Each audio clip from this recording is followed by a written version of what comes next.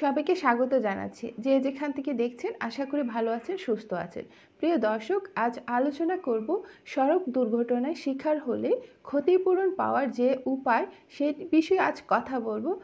আইনে কি বলা আছে যে ক্ষতিপূরণ কিভাবে পাবেন, এই বিষয়টি আজ আলোচনা করব। প্রিয় দর্শক, চলুন তাহলে মূল আলোচনায়। প্রিয় দর্শক, আমরা জানি সড়ক দুর্ঘটনা প্রতিদিনের অনেক মানুষের জীবনকে পাল্টে দেয়।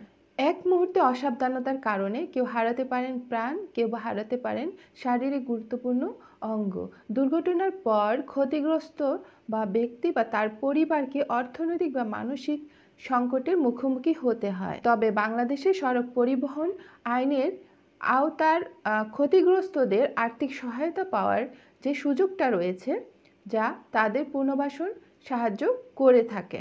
আজ কথা বলবো তাহলে সড়ক দুর্ঘটনায় ক্ষতিগ্রস্ত ব্যক্তি কিভাবে ক্ষতিপূরণ পেতে পারেন, সেই বিষয়ে আলোচনা করব আজ।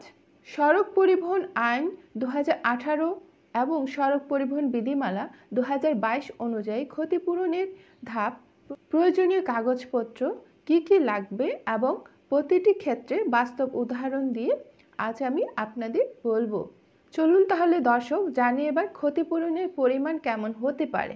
শুরুতে জেনে নেই সড়ক দুর্ঘটনার শিকার হলে ক্ষতিপূরণের পরিমাণ কত হতে পারে। সড়ক পরিবহন বিধিমালা 2022 এর 149 বিধিতে ক্ষতিপূরণের বিভিন্ন মানদণ্ড নির্ণয় করা হয়েছে, যার আলোকে ট্রাস্টি বোর্ড দুর্ঘটনায় ক্ষতিগ্রস্ত ব্যক্তির জন্য ক্ষতিপূরণের পরিমাণ কত হতে পারে, কত পরিমাণ অর্থ যে সাহায্য করা যেতে পারে, এটি কিন্তু লেখা আছে।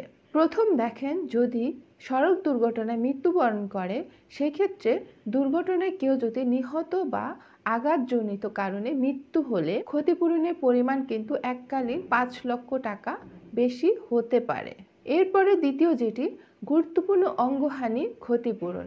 যদি দুর্ঘটনা কেউ তার শরীরে কোনো দুর্ঘটনা অঙ্গ হারান, যেমন হাত পা চোখ, তাহলে 3 লক্ষ টাকা বা তার বেশি পরিমাণ ক্ষতিপূরণ পাওয়ার অধিকার রয়েছে। এরপর যে বিষয়টি, গুরুতর আঘাত, তবে চিকিৎসা দিয়ে আরোগ্য লাভের সম্ভাবনা থাকে না, বা যে গুরুতর আঘাত পেয়েছে সড়ক দুর্ঘটনায় তার চিকিৎসা দেওয়ার পরেও তিনি কিন্তু সুস্থ হবেন না, এমন ব্যক্তি চিকিৎসা করেও স্বাভাবিক জীবনে ফিরে আসতে পারবেন না, তবে তিনি 3 লক্ষ টাকা পর্যন্ত ক্ষতিপূরণ পাওয়ার যোগ্য। এরপরে যে বিষয়টি রয়েছে, গুরুতর আঘাত, তবে চিকিৎসা দিয়ে স্বাভাবিক জীবনে তিনি ফিরে আসতে পারবেন। যদি কোনো ব্যক্তি গুরুতর আঘাত পান কিন্তু চিকিৎসার মাধ্যমে স্বাভাবিক জীবনে ফিরে আসার সম্ভাবনা থাকে, তবে সেই ব্যক্তি 3 লক্ষ টাকা পর্যন্ত ক্ষতিপূরণ পেতে পারেন। এবার চলুন জানি, এই যে ক্ষতিপূরণের কথা বললাম, এই ক্ষতিপূরণ পাওয়ার পদ্ধতি কি।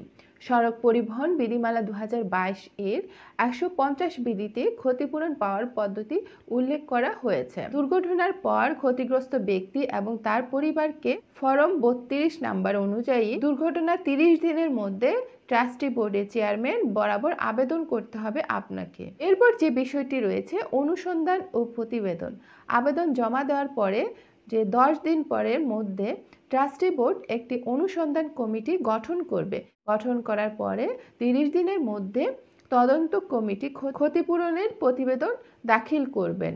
এরপর চলুন জানি ক্ষতিপূরণ প্রদানের যে সময়সীমা রয়েছে সেটি। অনুসন্ধান কমিটি প্রতিবেদন দাখিলের পর ট্রাস্টি বোর্ড 30 কর্মদিবসের মধ্যে ক্ষতিপূরণ মঞ্জুর করবে এবং আবেদনকারীকে চেকের মাধ্যমে অর্থ প্রদান করবে। এবার চলুন জানি, এই যে ক্ষতিপূরণের কথা বললাম, এটি দাবি করতে গেলে আপনাকে কিছু কাগজপত্র সংগ্রহ করতে হবে। দুর্ঘটনার সাথে প্রাসঙ্গিক সকল তথ্য প্রমাণ নিজেদের সংগ্রহে রাখতে হবে। যেমন ধরুন, আপনার পুলিশ রিপোর্ট লাগবে, যে মেডিকেল রিপোর্ট লাগবে যেখানে আপনি চিকিৎসা করিয়েছেন। ধরেন ছবি লাগবে যদি থাকে, যে দুর্ঘটনা আহত হয়েছেন সেই ছবি, সাক্ষীদের বিবৃতি সহ অন্যান্য প্রাসঙ্গিক কিছু বিষয় লাগবে, যে আপনার সাথে যে আপনাকে দেখেছে যে আপনি দুর্ঘটনায় কবলিত হয়েছেন, এরকম কিছু সাক্ষী লাগবে। যেমন ধরুন, আপনি যে দুর্ঘটনায় আহত হয়েছেন সেখানে যে পুলিশ উপস্থিত ছিল সেটার একটা বিষয়, পুলিশ যে রিপোর্ট দিয়েছে, তারপর আপনি যে হসপিটালে চিকিৎসা নিয়েছেন সেখানে যে ডিসচার্জ রিপোর্টটা রয়েছে, ডিসচার্জ সার্টিফিকেট রয়েছে, সে বিষয়টি লাগবে এবং দুর্ঘটনা স্থানে যে ছবি রয়েছে সে বিষয়টি লাগবে। এতে করে আপনার আবেদনটি আরও শক্তিশালী হবে, আপনি ক্ষতিপূরণ পাওয়ার জন্য আরও শক্তিশালী হবেন। সমস্ত বিষয় সংক্রান্ত কাগজপত্র, প্রেসক্রিপশন, এক্স-রে, স্ক্যান রিপোর্ট ইত্যাদি সযত্নে আপনাকে সংগ্রহ করতে হবে। দুর্ঘটনার স্থানে উপস্থিত যে ব্যক্তিগুলো রয়েছেন, যে ব্যক্তিগুলো দেখেছেন তাদের নাম, ঠিকানা এবং ফোন নাম্বার সংগ্রহ করবেন।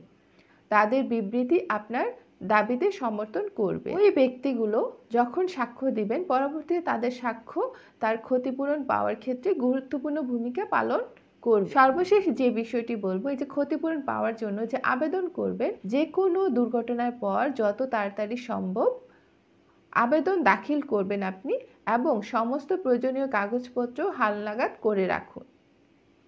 আপনার কাছে সমস্ত ডকুমেন্ট জোগাড় করে রাখবেন যেন কোনো সমস্যা না হয়। আপনি দুর্ঘটনায় কবলিত 30 দিনের মধ্যে অবশ্যই আবেদন করবেন।